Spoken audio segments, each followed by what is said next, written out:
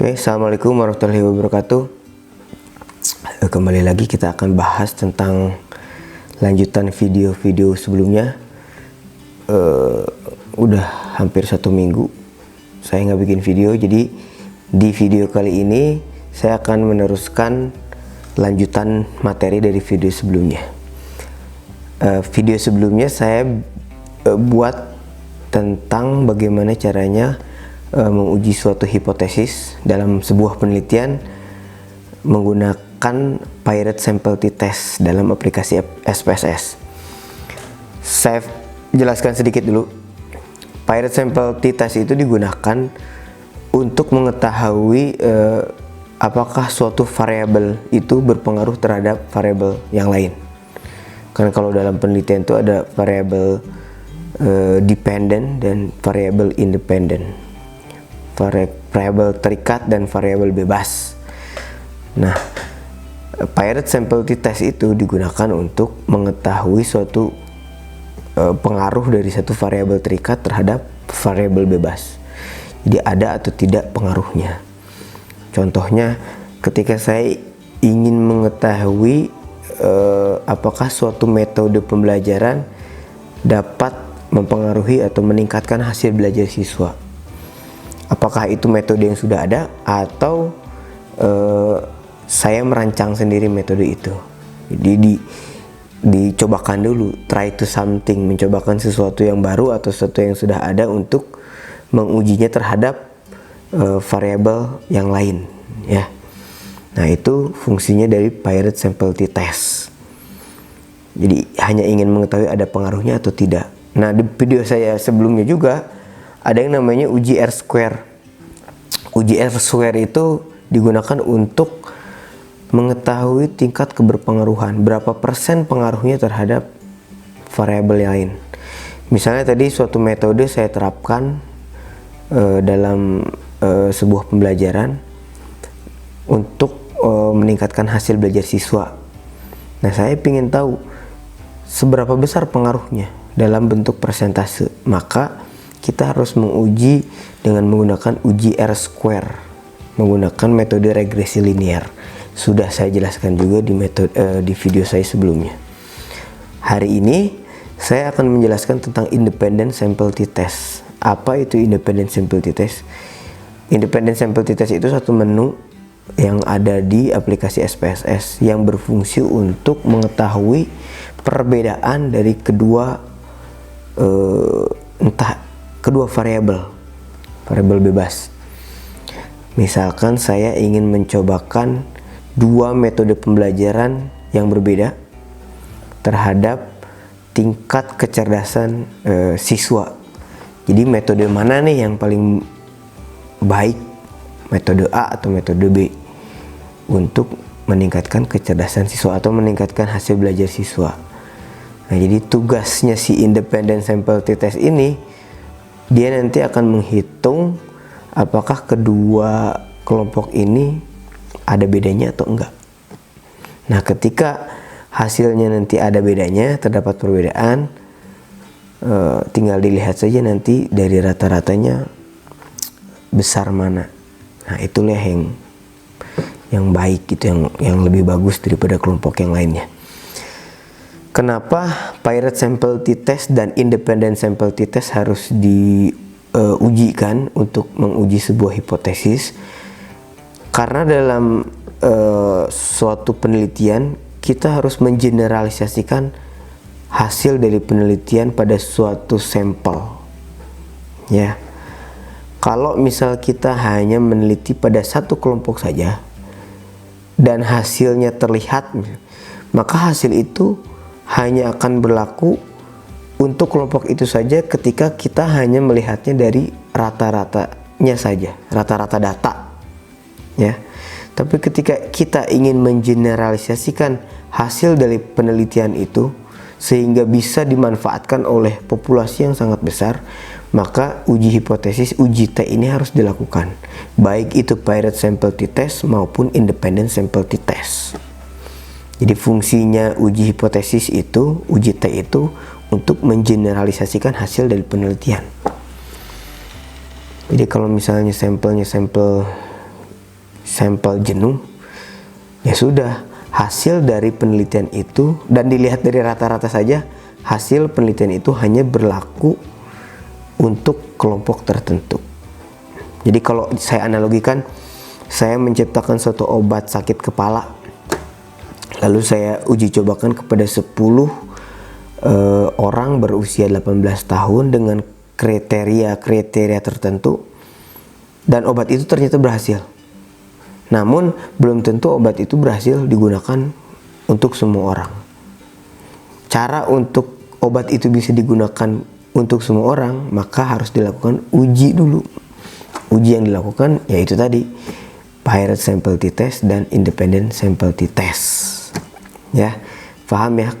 Ketika kita tidak melakukan kedua uji itu, maka penelitian kita hanya berlaku sampai di kelompok itu saja, sampel saja. Tidak bisa kita mengeneralisasikan kepada seluruh populasi yang ada. Oke, kita lanjut saja. Bagaimana cara melakukan uji hipotesis membandingkan dua kelompok dengan independent sample t-test, ya. Kita lanjut ke video caranya. Oke, seperti biasa selalu saya menginput data dulu di Microsoft Excel agar memudahkan nanti untuk mengcopy paste-nya ke SPSS. Jadi saya sudah punya 2 data dari 50 sampel, 50 kali 2 berarti ya 100, karena 50 untuk kelompok A dan 50 untuk kelompok B. Anggaplah data ini data dari kedua kelompok yang berbeda yang akan saya bandingkan apakah hasil dari data ini terdapat perbedaan atau tidak. Anggaplah ini merupakan hasil pembelajaran siswa, hasil belajar siswa. Di kelompok A itu metode A, kelompok B itu metode B. Metode mana yang paling baik? Maka kita akan uji di sini apakah kedua metode ini punya perbedaan atau tidak, atau sama aja gitu. Dampaknya terhadap hasil pembelajaran siswa. Ya, saya sudah punya ini. Nah, seperti biasa buka SPSS-nya, selalu membuat data di variable view. Nah, yang membedakan dari Paired Sample T-Test, Independent Sample T-Test itu kamarnya tetap 2 kamar. Kamar ini saya sebut 1 kamar, 2 kamar gitu ya. Kalau saya nyebutnya kamar data. Ada kamar data, ada kamar pembeda. Inputnya beda dengan Paired Sample T-Test. Independent Sample T-Test ini hampir sama dengan cara menginput ketika kita menguji homogenitas suatu data. Ya, jadi ada data, ada pembeda. Datanya adalah ke 100 data tadi. Jadi 50 kelompok A, 50 kelompok B. Pembedanya adalah 1 untuk kelompok A dan 2 untuk kelompok B. Jadi ada 2 kelompok kan. Nah, jadi kita di sini data, di sini pembeda, ya. Yang ini kamar data, ini kamar pembeda.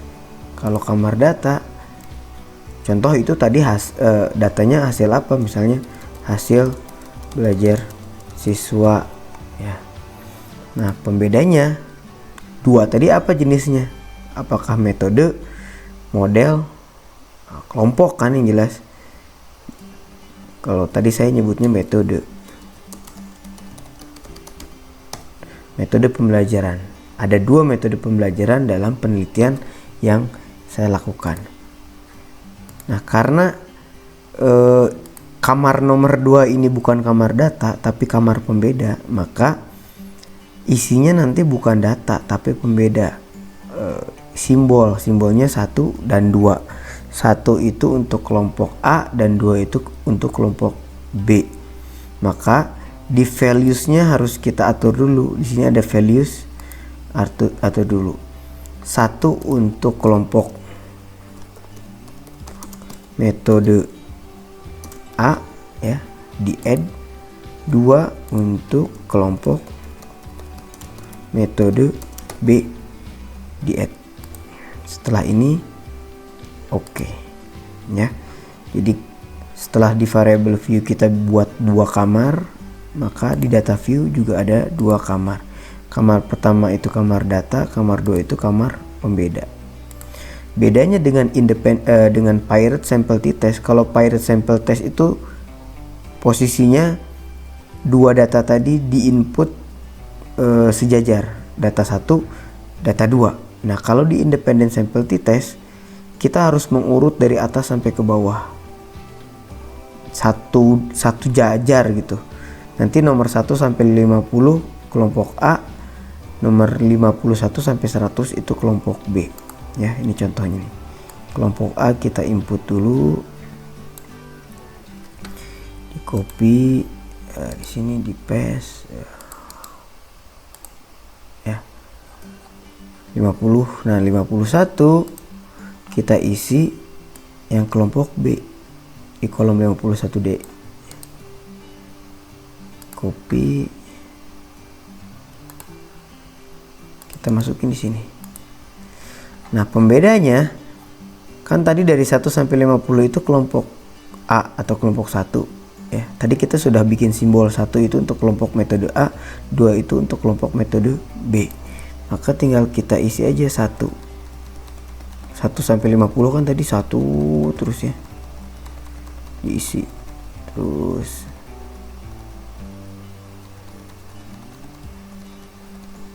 Nah, dari 51 sampai 100 itu kan kelompok B dengan simbol 2.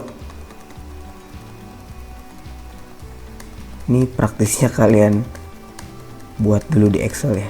Ini nggak praktis nih cara begini. Oke.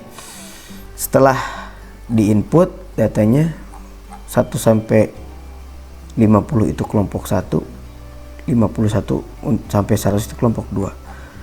Nah, baru kita analyze, compare min, pilih independent sample t-test. Tes variabelnya yang hasil belajar, dan grup variabel tadi kan ada grupnya. Pindahin ke grup variabel yang pembeda. Define group, 1 untuk 1, 2 untuk 2, gitu aja udah. Continue, baru oke.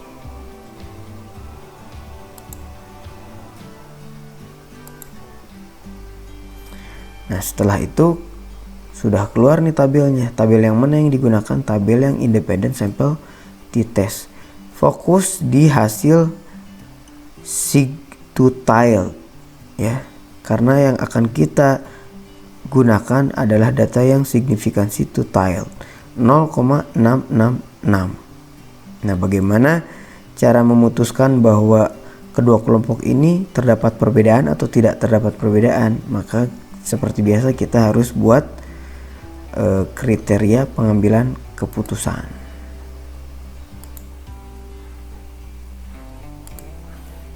Nah, setelah tadi hasilnya sudah ada, baru kita membuat hipotesis kalimat H0 dan H1 seperti biasa. H0 bunyinya tidak terdapat perbedaan pengaruh kedua metode tadi, ya, metode A dan metode B. H1-nya terdapat perbedaan pengaruh metode A dan metode B. Nah, dengan syarat jika nilai signifikansi yang tadi tuh lebih dari 0,05 maka H1 ditolak. Kalau H1 ditolak berarti H0 yang diterima. Jika nilai signifikansi kurang dari 0,05 maka H1 yang diterima, H0 yang ditolak. Nah, kita lihat tadi hasilnya. Didapat 0,666.